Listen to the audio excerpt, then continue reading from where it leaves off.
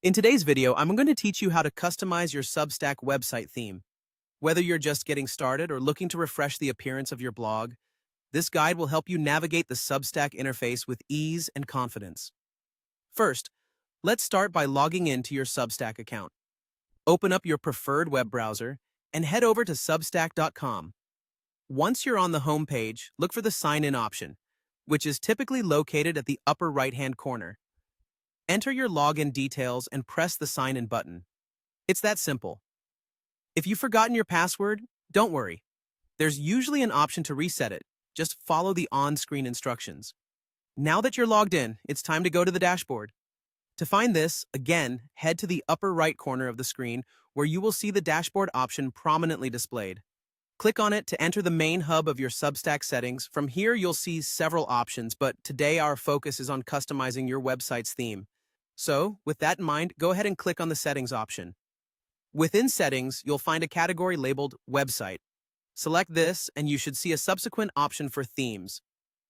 By clicking on Themes, you will enter a section where you can really play around with the appearance of your Substack.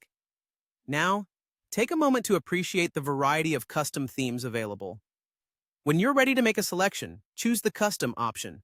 This will lead you to the exciting phase of personalization, the Website Theme Editor. Once inside the Website Theme Editor, this is your canvas. Spend some time exploring the customization tools available. You can change elements such as colors, fonts, and even layout styles. This is your chance to ensure that your Substack site truly reflects your personality or brand. Experiment with different combinations to find the perfect look. Pay attention to how each change affects the overall aesthetic and whether it improves the readability and engagement potential of your site. After you've made your desired selections, remember to click Save As. It's crucial to ensure that all your hard work and creativity are secured and live for your audience to enjoy. And there you have it. You've just customized your Substack website theme. Spend some time navigating back through on the site to admire your changes and make any necessary tweaks. Customizing your website theme can significantly influence how your content is perceived, attracting a broader audience and turning casual readers into loyal followers.